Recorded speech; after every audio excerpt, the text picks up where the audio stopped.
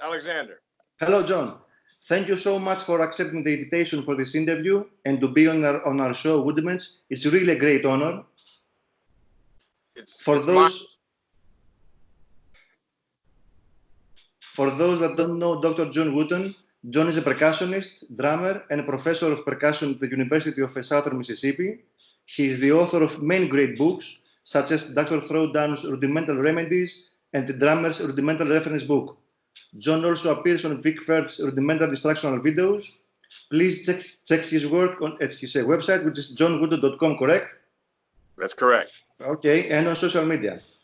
So, John, let's begin with the most basic question. What are the rudiments and what is a rudimental drumming? How rudiments relate to modern drumming? Okay, that's a big question. Do drummers need to study them in depth? Rudiments. What are the rudiments? Well, rudiments are just patterns. They're just patterns that we have played so often over time that we gave them a name. So they have names, of course, like paradiddle, ratamacu, usually because of the way they sound or where they came from is how they got their name. So they're really just licks, like little short licks that we've played so often. And these came through the military, really, and Swiss drumming, and then colonial drumming, and so we gave them names. I believe they're important because they're part of our vocabulary as drummers, and that's basically, if you think of drumming as a language, it's part of your vocabulary. It's not all the vocabulary; it's just part of the vocabulary. So what you need to know them? No, you don't need to know them. But then you don't have to speak intelligently either. You can get by if you go to a bar and have a conversation with very simple conversation with not a lot of language. But if you want to speak on a certain level, you need to know more language. So that's the way I see the rudiments. Okay. It's just more information you can use in your. Now, what I think is important about the rudiments is, and what I call the real rudiments, are the strokes, the technique we use to produce these rudiments. So we all know full stroke, stroke, control stroke, or downstroke, and then taps and upstrokes. So those 4 strokes, that's like your ABCs. Yeah. And I think of rudiments as words. Those are your words. And then when you put the words together, you have these, right? You have a sentence. I just played about 4, 5, or 6 rudiments right there, and just strung them together, and then made a sentence out of them. So to speak. So that's our language. So that's the way I think of the rudiments. Great. You are doing a terrific job at the university. I saw your ensemble videos. They're great. Thank you. Unfortunately, here in Greece, rudimental drumming and drum corps are not at all popular. As far as I can understand, bands and drum corps are part of the culture in the United States. How did they become so popular in your country? What is your input on this? It's because of football. Football, huh? American football. No, I'm serious. American football is the reason our marching bands are so popular. First of all, it came from the military. It all stems from the military. And then with drum and bugle corps actually came from the VFW, which is the Veterans of Foreign Wars. So still, it was a youth organization. The Veterans of Foreign Wars started this youth organization. Before it was DCI, it was VFW, and then DCI is Drum Corps International. Of course, that's I call it marching band on steroids. And competitive music. It's all very competitive, very precision based music. On the football field, but it's all done on a football field. I understand. Because like the marching band we have here at the university, in the fall, in September, October, November, they're every weekend they're at the football games, playing for the football games. So that's why it's a cultural thing, because it's based off of American football. I understand. Okay. So every university has a marching band? Every university, every high school, little middle schools, you know, the little kids. So rudiments are built in your school system, right? Yes. Oh, yes. But however, it's just that I think of rudiments as the foundation. You know, all my students, they're music majors. They play in the marching band, but they also play drum set and marimbas, steel drums. We have, if you look at the ensembles we have at the university, you can see the percussion ensemble where we're all playing marimba. It was wonderful. I saw the videos you sent me. It was very nice. Thank you. Very great job you are doing here. You are doing there in the university. Thank you. So, if someone would like to dedicate himself in rudimental drumming and drum corps, what do you think are the steps that he or she should follow? Well, you know, I don't know. I mean, they just have to be an aficionado, just and want to learn. But you know, like I said, the more you learn about this stuff, the more it's going to help all other aspects of you. Yes, I understand. Playing. It's not just like, for me, like you might know me as a rudimental snare drummer, but I don't do a lot of this actually. Most of the time I'm playing steel drums or vibraphone or drum set. You know, I do this when I go do clinics and things. But in fact, I'm getting ready to go do a festival in Poland, or I'm playing 2 snare drum concertos and other solos. So I'm having to practice a lot. All right. Because music I play often. You understand? So yes, of course. Even for that, I have to practice a lot. Okay. But which part? If they want into it, they just have to get books, and there's so many great rudimental books that they can get into.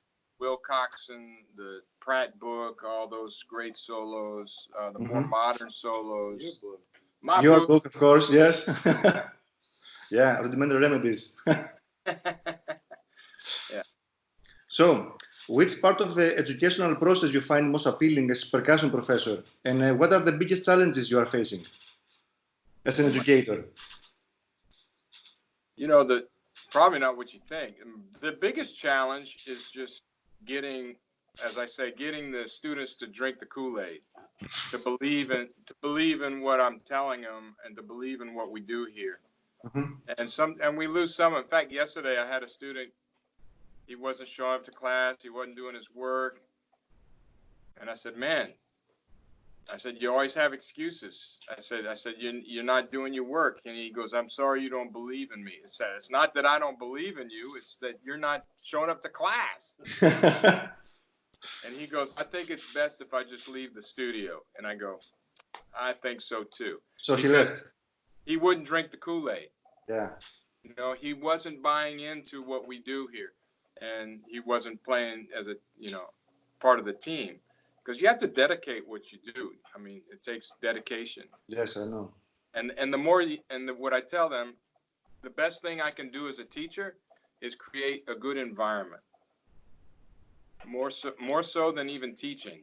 I think the biggest part of my job is to create an environment so that they all learn from each other, and they have this energy and this need to get more information.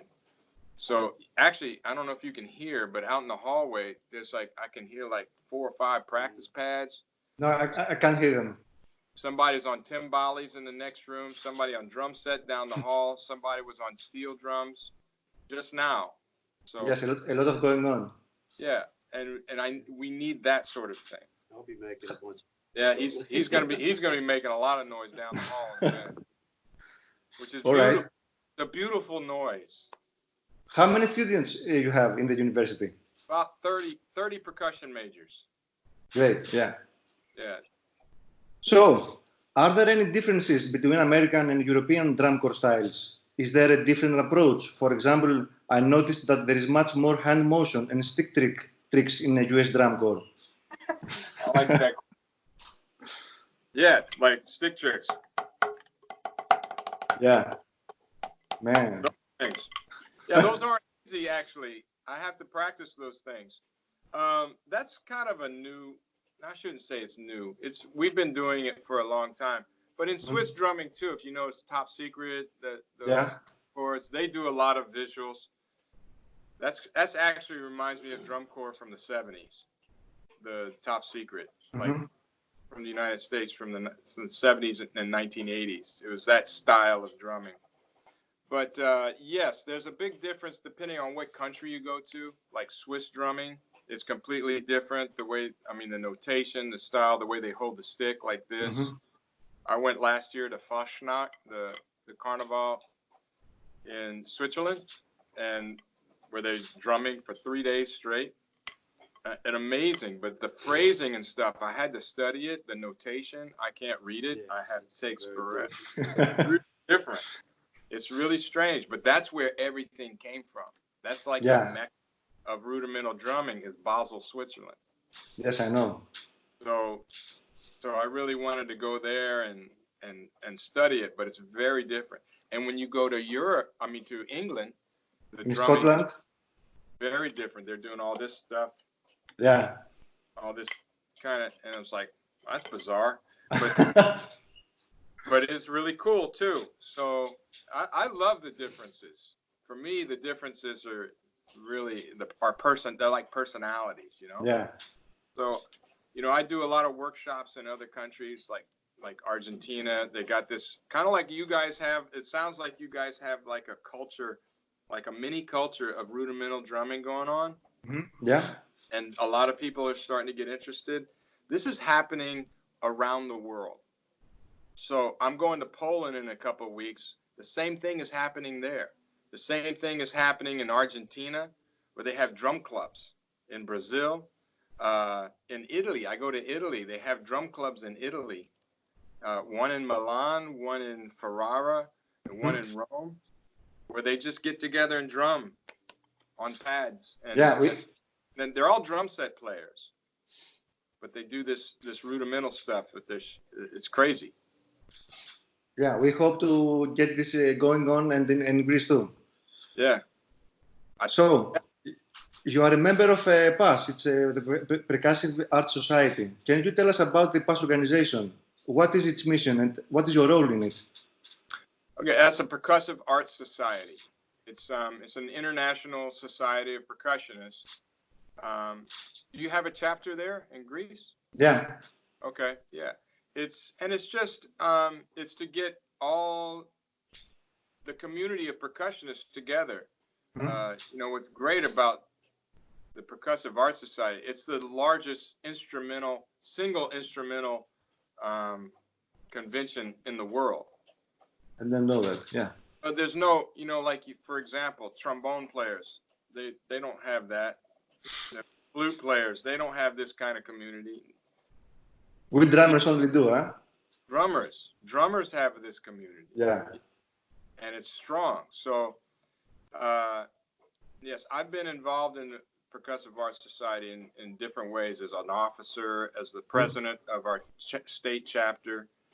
And it's good for the students, the things that they offer online with all their archives for research. I require the students here to be members because they have to do research projects where they go to the archives. And there's, thousands of articles online. The information is crazy. Yeah, and it's really great. There. I used to have all the magazines. And if you wanted to look up an article, you had to go find the magazine with that article. Now you just do it. You just do a click, yes. It brings up the article. It's so incredible, nowadays. There are a great many drum corps competitions and championships in the US and around the world, like you said, the TCI.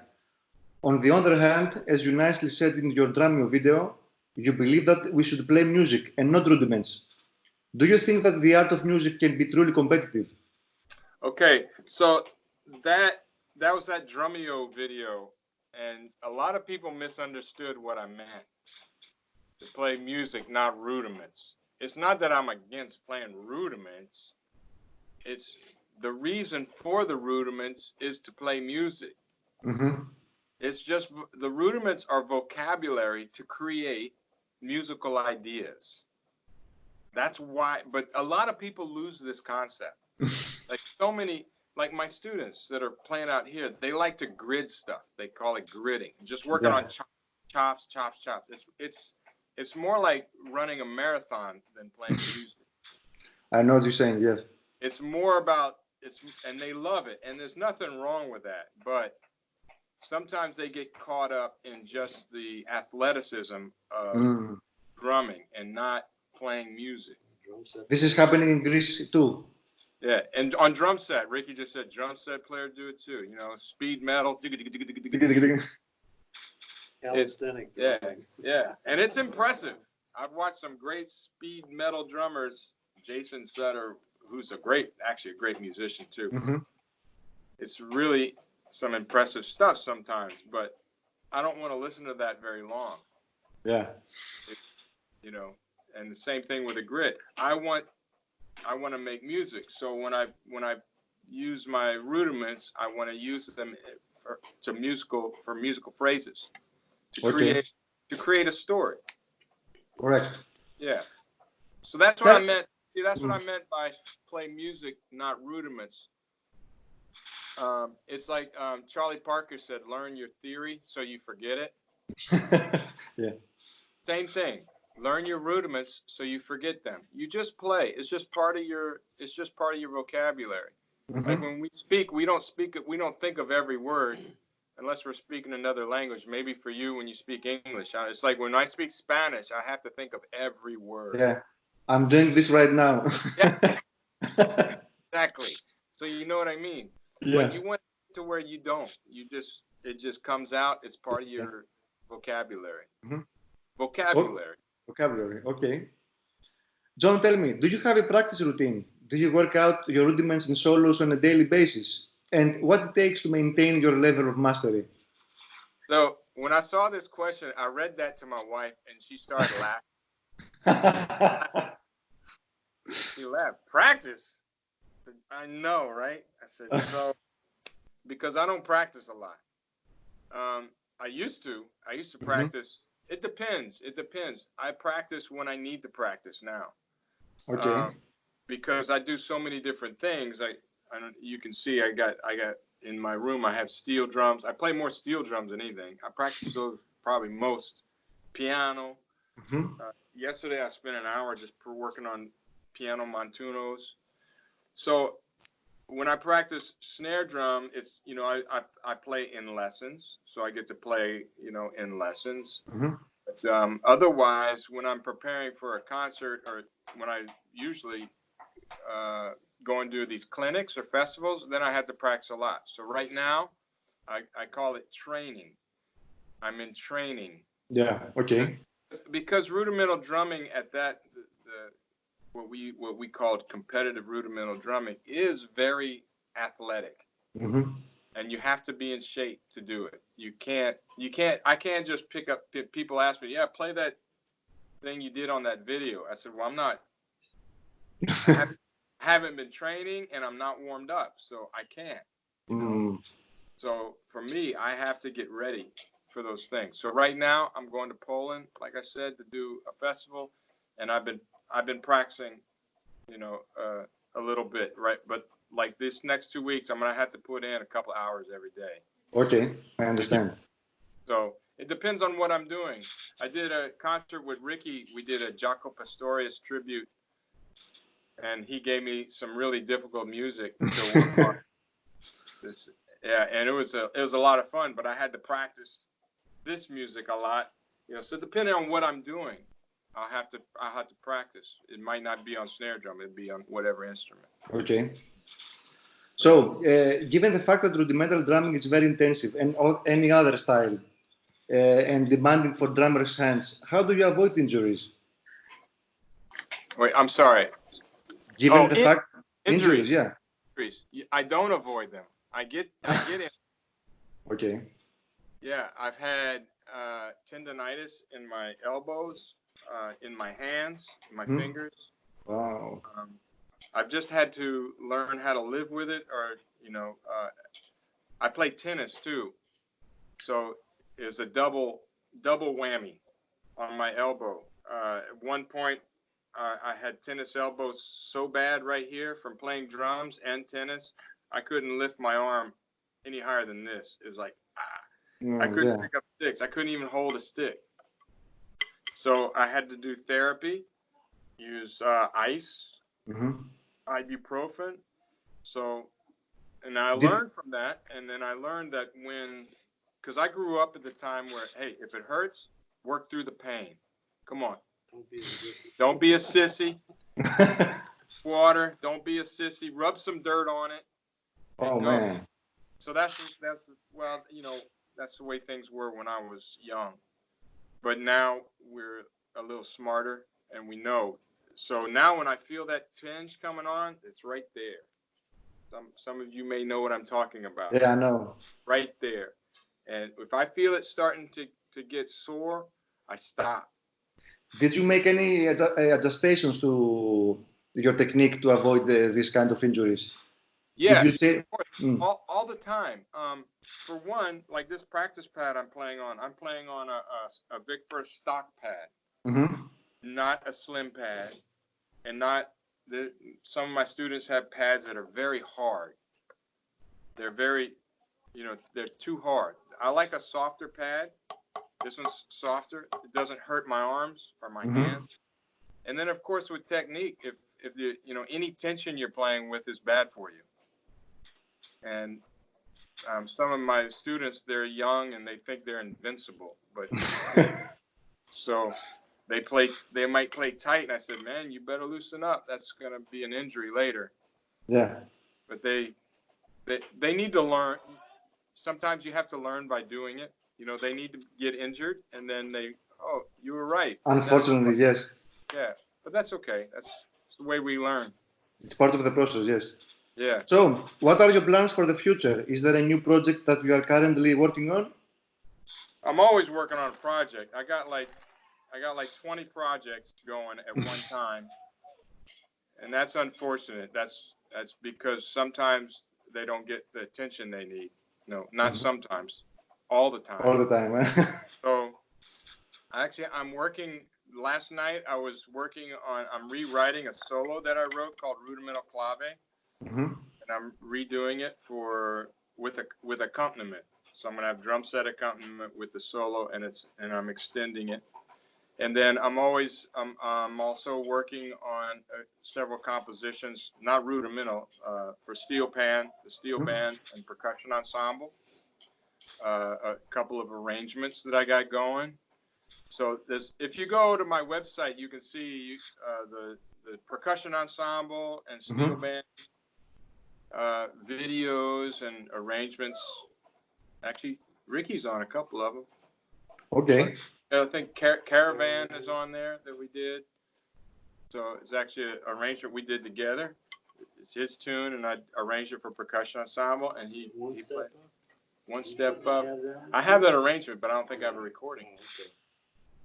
So, yeah, and then the steel band stuff, and then all the drumline street beats. Actually, right now, this is the downtime for the marching percussion. Okay. That starts in August. What is the high season for bands? High season for marching percussion. So right now, I'm doing some edits and some rewrites for some street beats that they play. And I'm going to get this. Same room. Yeah. But in fact, I think they got a bunch of pads. I told them we might go over there and you can listen to them play some of these street beats. Yeah, that would be great. Going right now. Would you like that? Yeah, of course. Okay, hang on. You want to do that now? Whenever you like. Okay, let's do it. I got to take my pad and my sticks and we're going to go next door. All right, so Alexander, let's see. What are we going to start with? Repeatedly ride. Okay, so Pride Jam. So this is a street beat that I wrote when I first started working here many years ago. Actually, 29 years ago. 29, huh? 29 years ago, I wrote this. So they play, this is the first street beat they play in the drum line. Okay. When the drum line, so, but we're playing on pads now. You can watch their videos. No, let's do level 4 too. So we're gonna do Pride Jam and another one called level 4. All right. No, just stop there. Just that two? Yeah, just those two. Ready? Ready.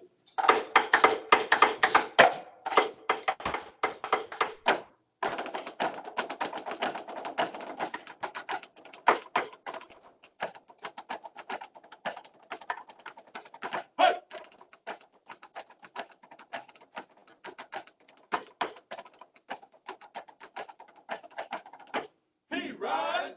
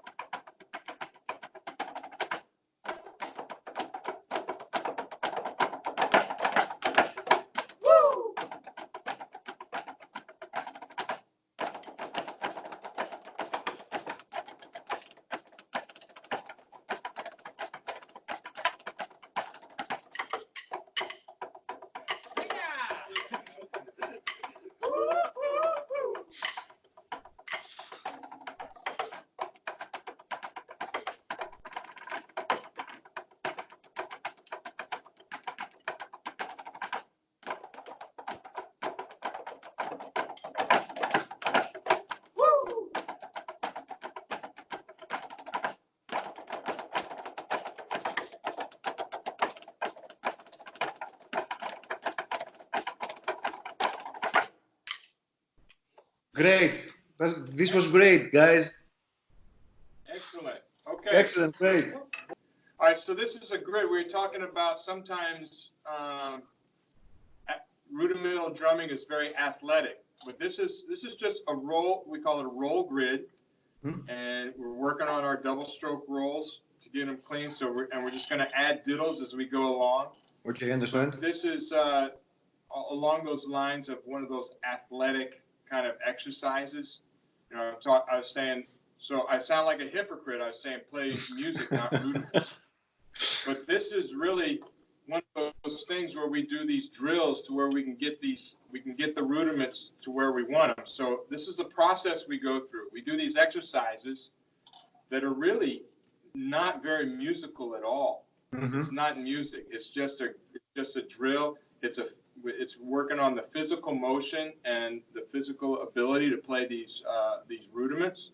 So we're going to do one of those, and then actually we should have done that first, and then play the music, which was the street beat, where we take the rudiments and we string them together and we create phrases and sentences and what have you. But so this should have preceded the street beats. But we'll do this now, okay? Roll time.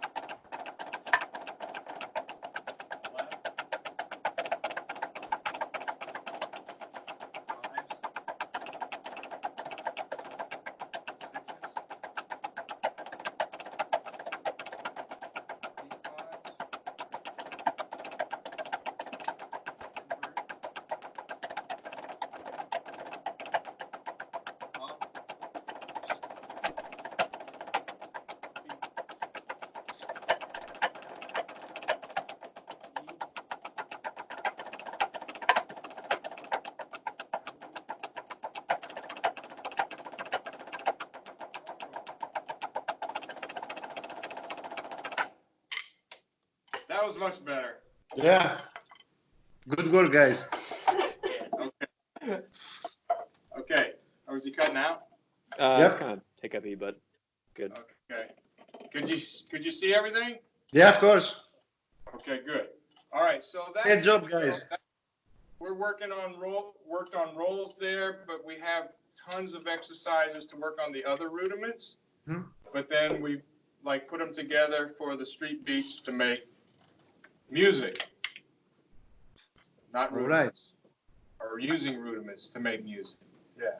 That's All right. correct. That's it. Thank you, guys. Appreciate Thank it. you very much. Okay. Thank you. So yeah, in fact, a lot of times I do these workshops. Mhm. Like we'll do some workshops, and I'll use my students, but do them on Skype, Yep. like with classrooms, Mhm. with schools in other parts of the country, other parts of the world. Oh, that's great. Yeah.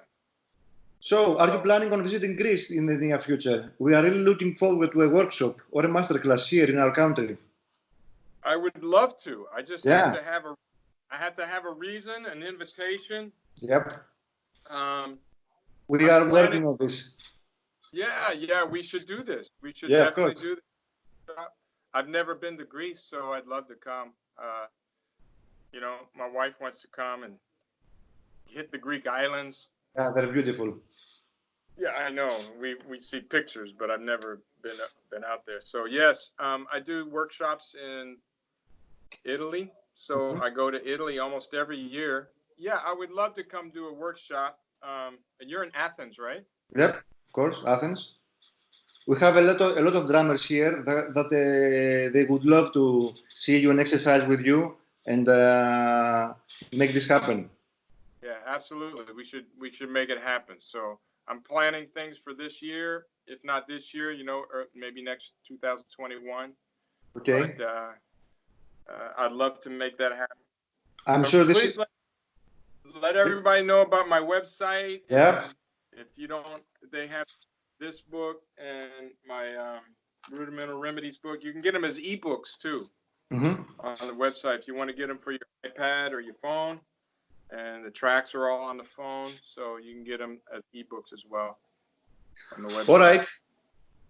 John, thank you very, very much for your time. I really enjoyed our conversation, and I'm sure our viewers will too. And I wish you well, and Excellent. I hope to see you in Greece very, very soon. Well, I'm looking forward to it. We are Coming to too. Greece and enjoying some good Greek food and Yeah. and share some rudimental knowledge with all the drummers there. We would love that. All right, John. Thank you very, very much for your time. Talk to you soon. Alexander, thank you. It's been a pleasure. It was my honor. Okay. Bye-bye. We'll talk to you soon.